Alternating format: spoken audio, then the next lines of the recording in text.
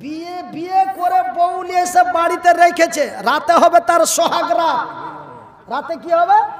তার সোহাগ রাত, তার ফুল সজ্জার রাত, তার জীবনের প্রথম রাত। যেই রাতটা পূর্বে আসেনি আর মরার আগে পর্যন্ত আসবে না, সেই রাতটা কিছুক্ষণ পরে আসবে। আর ওর বাপ বলছে তুই হাটে বাজারে ধর তাড়াতাড়ি, বুঝাবে? একটা যুবক আছেন হাত তুলে বলবেন ওকে 50,000 টাকা এখনই আমি ফোন পে করে দেবো, যাবে? যাবে না। যখন ওকে ওর বাপ বারবার করে হাটে বাজারে ধরতে বলেছে, ও তখন ওর বড় ভাই চাস্তো ভাই বড় ভাইয়ের কাছে চলে গেছে। কইছে যে মাঝকল, কইছে বড় ভাই, কইছে কি হয়েছে? কইছে বিষ খাবো। হ্যাঁ বেয়াদব, আজে বাজে কথা কেন বলছিস রে? তোর কি মাথা চিট হয়ে গেল? কে কি বলেছে তোকে? বলছে বাপুকে যা পুছ করো। ও তো জামা টামা খুলে, ও বরযাত্রী গেছিল, জামা টামা খুলে টুলে আঁকা বাই করে হাজি মাঝকল বাবু ওই সেন্টটা কেন এরকম কথা বলছে? কি হয়েছে? আমাকে যা কইছে বিষ খাবো। কইছে ওকে আমি ওই মানে উকিল না কে ফোন করেছিল, ওকে এখনই শিয়ালদা ধরতে কইছে হাটে বাজারে। তা আমি এটাই কইনু যা বাপু তুই চল যা। বলছে তোমার মাথা খারাপ হয়েছে নাকি? হ্যাঁ, লাখো কাজ হয়ে যায়, তার লেগে তুমি আজ যেতে বলবে না? যা একটু রাগারাগি হলো। এই হলো আমাদের কথা, এই হলো এই 2022-এর, এই হলো 2022-এর চিত্র। কিন্তু এমনই এক ঘটনা মক্কার মাটিতে মৌতার প্রান্তে ঘটেছে। এমনই এক নৌজওয়ান তরুণ যুবক, আমি তো এর নাম জানি না, এর নাম জানি না। একে যদি বলা হয় শিয়ালদা ধরো শিলিগুড়ি যাও, এ বলবে যাব না, বিষ খাবো। কিন্তু এমনই এক নৌজওয়ান তরুণ যুবক, নাম তার আব্দুল্লাহ বিন রাওয়াহা, নতুন বিয়ে করে বউ নিয়ে বাড়ি এসেছে। তাদের ঈমানটা কত মজবুত ছিল, নবীর প্রতি তাদের কত মহব্বত ছিল, জান্নাতের প্রতি তাদের কত লোভ ছিল। নতুন বউ নিয়ে বাড়ি এসেছে, বিবি তার স্বামীকে দেখে নাই, স্বামী তার বিবিকে দেখে নাই, বিবি তার স্বামীকে দেখে নাই। আজকে তো বর্তমান 2022 সালে আমরা বউ বিয়ে করার আগেই বইয়ের মোবাইল নাম্বার পাওয়া যায় না?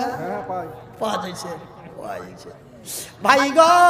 কিন্তু আব্দুল্লাহ বিন রাওয়াহা তার বিবিকে দেখে নাই, বিবি তার স্বামীকে দেখে নাই।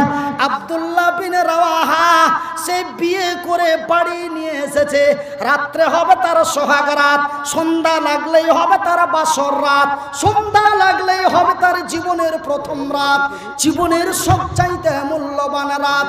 ভাই গো রে আমার আব্বা জানেরা, এই মুহূর্তেই আমার রাসূল দয়ার হাবিব নবী মুহাম্মদুর রাসূলুল্লাহ বলুন সাল্লাল্লাহু আলাইহি ওয়াসাল্লাম, আল্লাহর নবী দয়ার নবী বিশ্বের নবী এসে বললেন, ওগো আব্দুল্লাহ বাড়িতে আছো?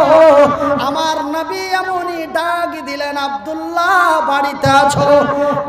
আব্দুল্লাহ সঙ্গে সঙ্গে বলেন লাব্বাইক ইয়া রাসূলুল্লাহ, ওগো আল্লাহর নবী দয়ার নবী বিশ্বের নবী আমি উপস্থিত আছি।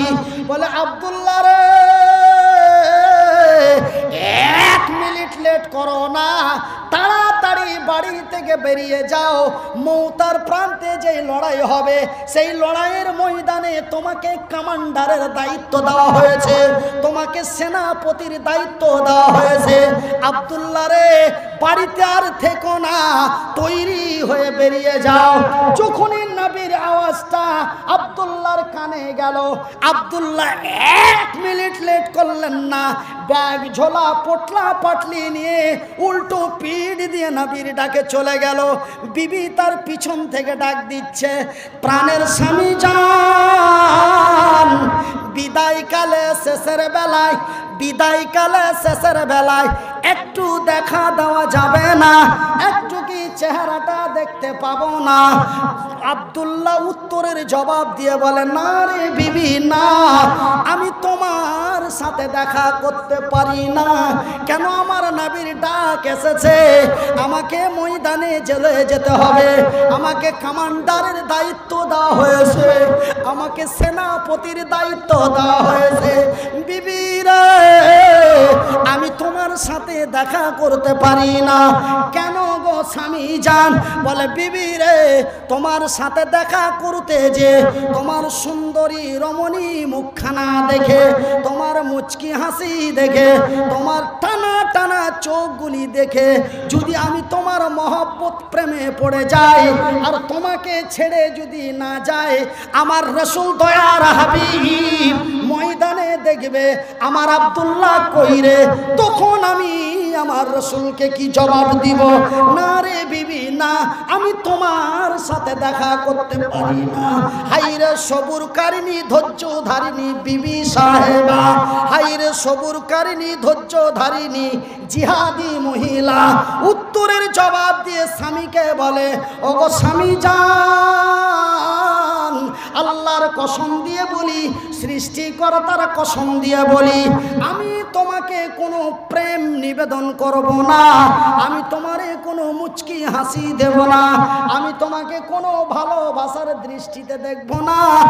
স্বামী গো, একটু তোমার চেহারা খানা দেখতে চাই, যেন কাল কিয়ামতের দিন হাসরের ময়দানে, কাল কিয়ামতের দিন হাসরের ময়দানে ভাইজি আমার বিবি আমাকে বিদায় দেয় 3 দিনের মতো, আমার বিবি আমাকে বিদায় দেয় 2 দিনের মতো, আমার বিবি আমাকে বিদায় দেয় 2 ঘন্টার মতো, আমার বিবি আমাকে বিদায় দেয় 2 মাসের মতো। কিন্তু আব্দুল্লাহ বিন রাওয়াহার বিবি সাহেবা সোহাগ রাত্রে তার স্বামীকে বিদায় দিচ্ছে কাল কিয়ামতের দিন পর্যন্ত। নারায়ে তাকবীর! কতদিন পর্যন্ত বিদায় দিচ্ছে স্বামীকে? কাল কিয়ামতের দিন পর্যন্ত। বলে স্বামী জান, একটু তোমার চেহারাটা দেখতে চাই, যেন কাল কিয়ামতের দিন হাসরের ময়দানে আমার স্বামী আব্দুল্লাহকে দেখে চিনতে পারি, এটা আমার সোহাগ রাতের স্বামী আমার আব্দুল্লাহ। ভাইজান বন্ধুরে, মাত্র 3 মাস সহিতে পারে না। 3 মাসের বেশি তো থাকতে নিষেধ আছে, কিন্তু 1.5 মাসও সইতে পারে না। ও ফোন করে যে কাল লাগছে চলে যাওয়ার কথা ছিল, তো কাল লাগছে যাবে না, 2 দিন আর কষ্ট করো। মানে লাইনে আরেকজন আছে, কথা লাগছে ব্যাড হয়ে গেল নাকি? কথা কি ব্যাড হয়ে গেল? ঘটনা তো এরকম ঘটছে নাকি? ভাইজান বন্ধুরা আমার, আমার পর্দা নাসিন মায়েরা শুনে জানা, রাতের বেলা নিজের যৌবনকে কন্ট্রোল করে সোহাগ রাত্রের স্বামীকে কাল কিয়ামতের দিন পর্যন্ত জিহাদের ময়দানে বিদায় দিয়ে দিল। ভাই গো, সেই নারীটা কি ইমানদার মহিলা ছিল, তার ইমানের কি জোশ ছিল, জান্নাতের কি লোভ ছিল, নবীর কি ভালোবাসা ছিল। জান্নাতের লোভে পড়ে, নবীর ভালোবাসায় পড়ে সোহাগ রাত্রের স্বামীকে জীবনের মতো বিদায় দিয়ে দিল। মোহাম্মদ তুমি ওগো খোদার পিয়ারা,